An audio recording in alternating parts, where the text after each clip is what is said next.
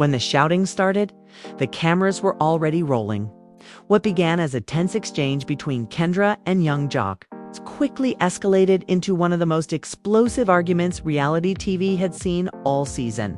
Voices rose, emotions spilled, and the air thickened with words that couldn't be taken back. It wasn't about one mistake or one rumor anymore.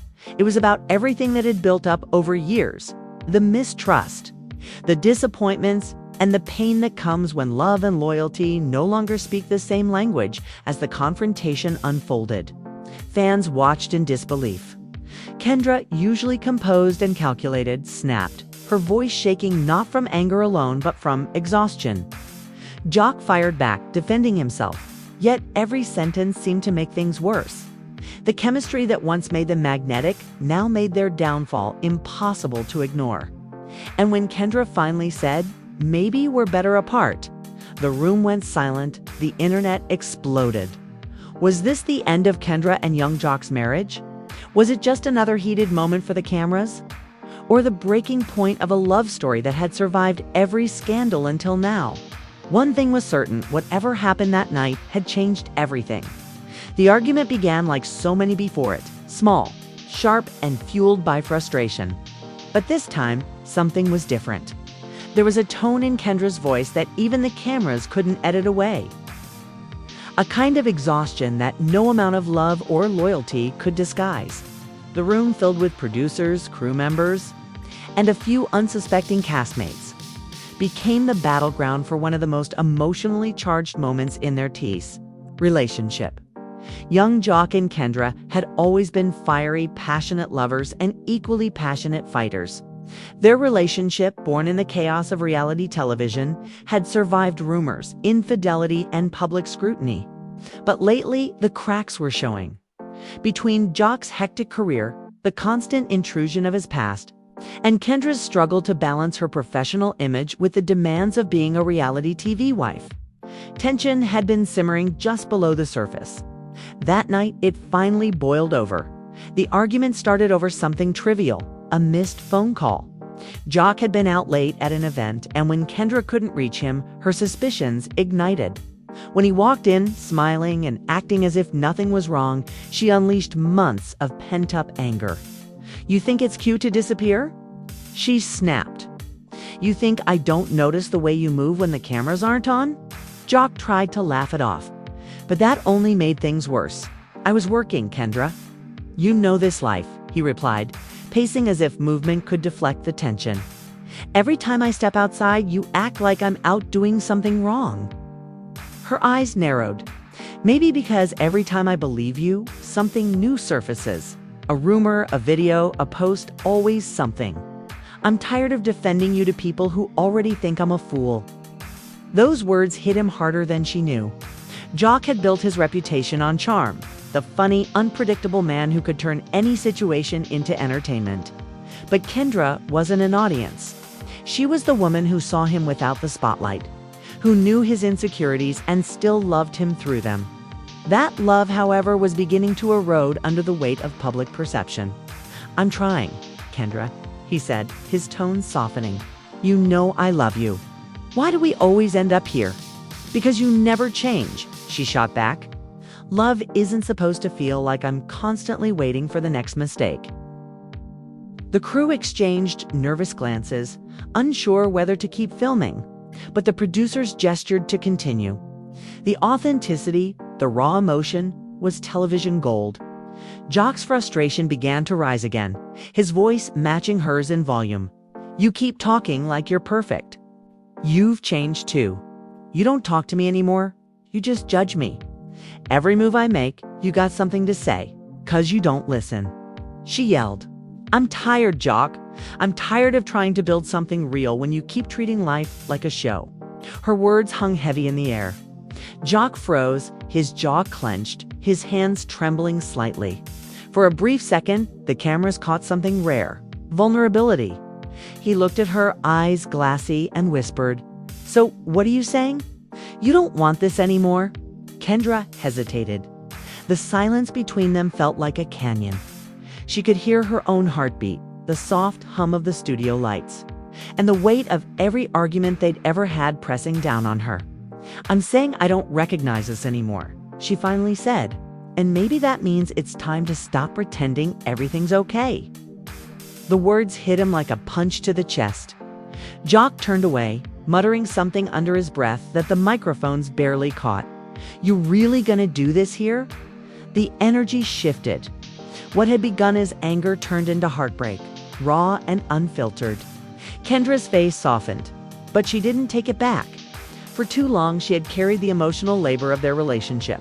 The forgiveness, the patience, the quiet endurance behind the scenes. This was the moment she chose herself, even if it meant breaking both of them in the process. Joc finally turned around, his voice trembling now. "You think it's easy for me? You think I don't feel this too? I know I messed up. I know I've made it hard for you to trust me. But every time you throw that in my face, it's like you're saying I can never change." She sighed, tears welling in her eyes.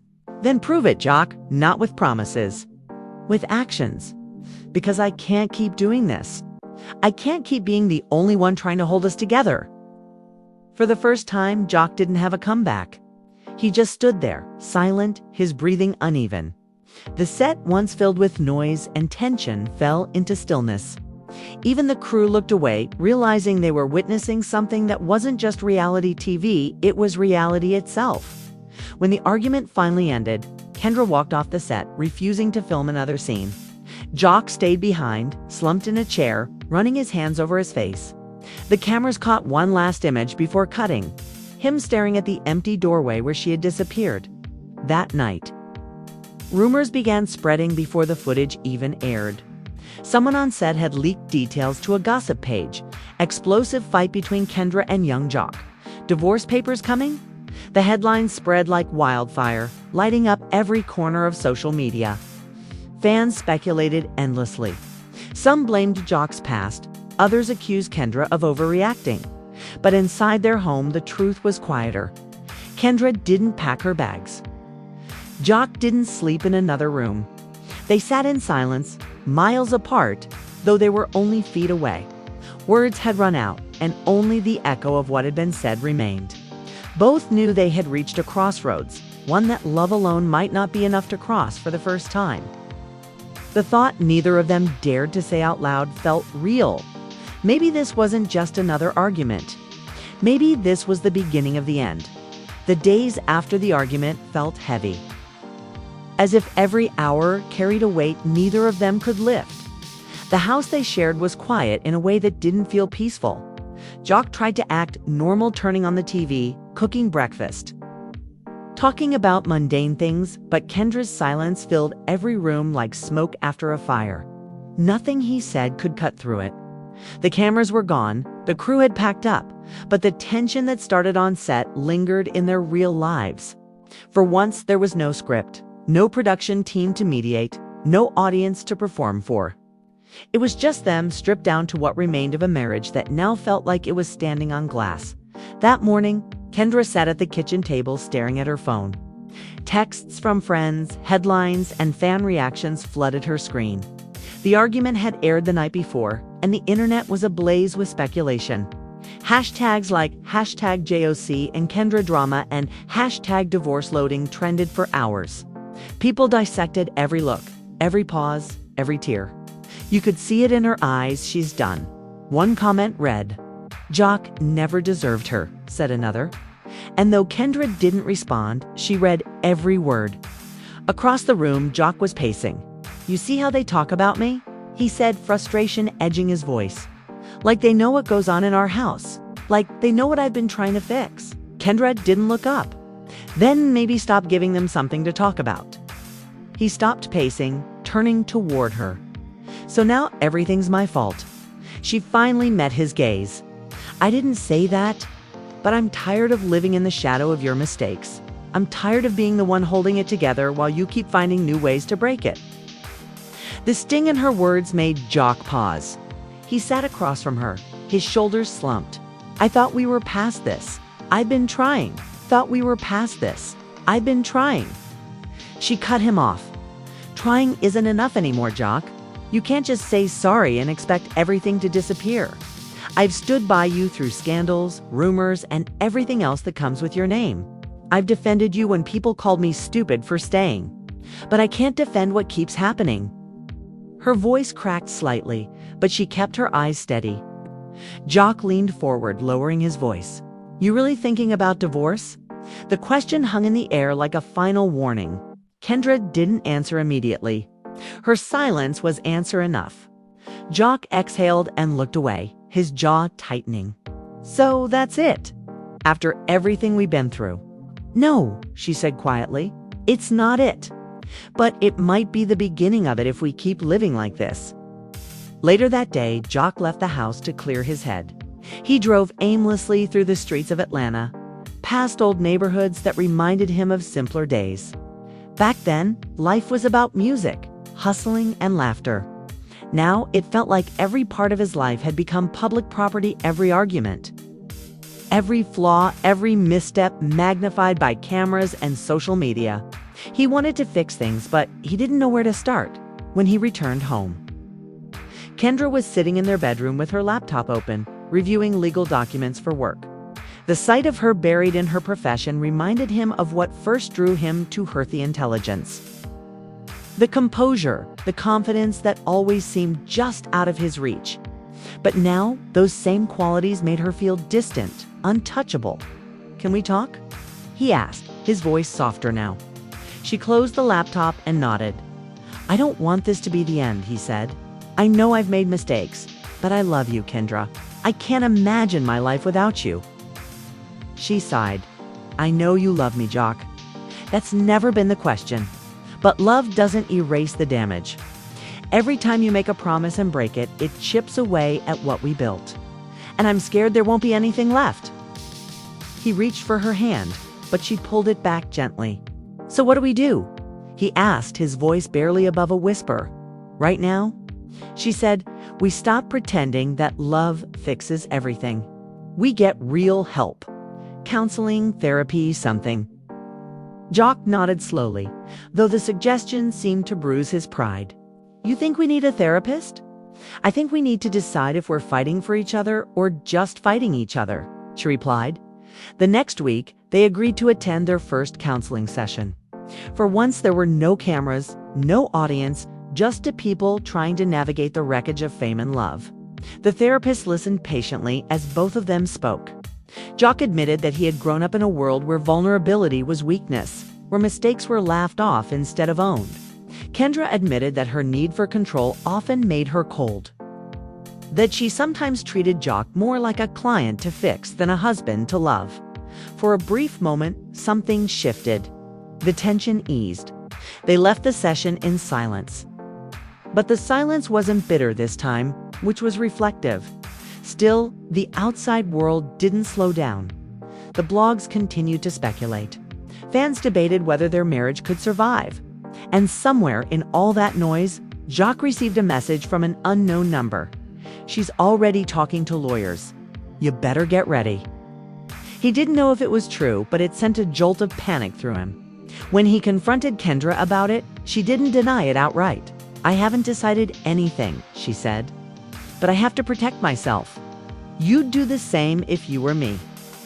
That night, Joc lay awake, staring at the ceiling. He realized that no amount of fame, charm, or apology could undo the damage of years of mistrust. Love alone wasn't enough anymore. They had reached the moment every couple dreads. The moment when staying together hurts, almost as much as walking away. For the first time, the thought he had always pushed aside began to take root. Maybe the end of this chapter wasn't failure. Maybe it was survival. Weeks passed. But the tension between Kendra and Joc never really left the air, only changed shape. The arguments stopped, but the silence between them grew louder. They spoke politely, carefully, like strangers sharing the same space. At night, they lay side by side without touching, the distance between them feeling colder than any fight they'd ever had. Fame had turned their love into a public performance. And now that the curtain was falling, neither knew what role to play next. For Kendra, each day felt like walking on glass. She'd built her life around control, her career, her image. her emotions, but the chaos of loving Joc had cracked that structure in ways she couldn't repair. Every headline about their marriage on the rocks chipped away at her pride. She couldn't escape the noise. Even when she was in court representing clients, she'd catch whispers from people who recognized her. Some offered sympathy, others just wanted gossip. She learned to hold her chin higher, even when her heart felt like it was sinking. Joc, on the other hand, was unraveling privately. The man who once lit up rooms with humor now moved through them like a shadow. He'd scrolled through social media, reading the comments that dissected his failures. He'll never change. Kendra deserves better. He's still that same Joc from back in the day. Every word burned. He wanted to call her, to apologize again, to remind her of the man she once believed in, but he didn't know how. Every time he tried, the words came out wrong, sounding defensive instead of sincere. Eventually, Kendra moved out temporarily. She told Joc it wasn't permanent, but they both knew what it meant. "I just need space," she said, standing in the doorway with a small overnight bag. Her voice was steady, but her eyes betrayed her pain. Joc didn't argue. He just nodded, watching her leave, knowing that trying to stop her might only push her further away. The sound of the door closing echoed in his chest. For the first few days, he tried to fill the silence with work. Studio sessions, meetings, podcasts, anything to distract himself. But no matter how many people surrounded him, the emptiness followed. Every time someone mentioned Kendra's name, his stomach tightened. Rumors spread faster than truth, and soon blogs were reporting that she had met with divorce attorneys. Joc didn't know if it was true, but the thought haunted him. He started rereading old texts from Hertha, sweet ones, the promises, the plans they made for the future. Each message felt like a ghost of what they used to be. Kendra, meanwhile, spent her time in quiet reflection. She rented a small condo downtown, filled with natural light and soft music that played from her phone while she worked. For the first time in years, she had peace, but it didn't feel good. It felt empty. She missed him, but she didn't miss the chaos. That distinction hurt most of all.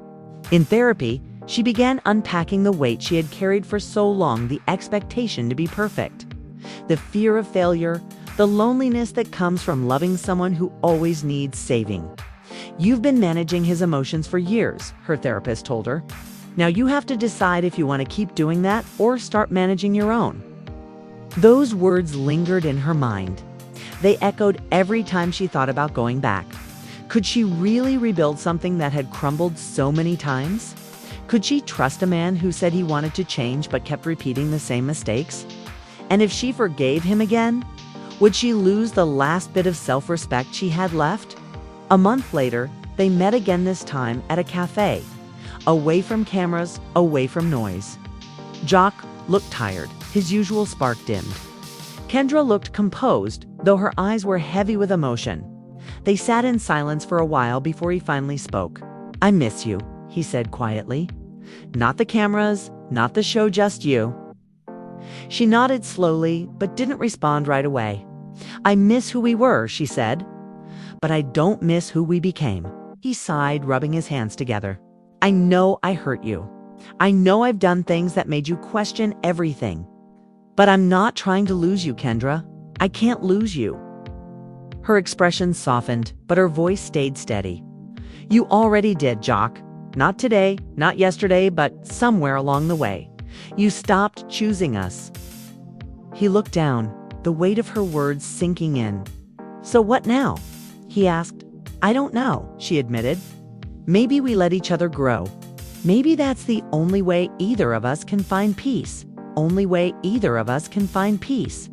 The conversation ended not with anger, but with understanding, the quiet, painful kind that comes when love runs out of ways to survive. They didn't hug. They didn't cry. They just sat there, two people who had once built a life together.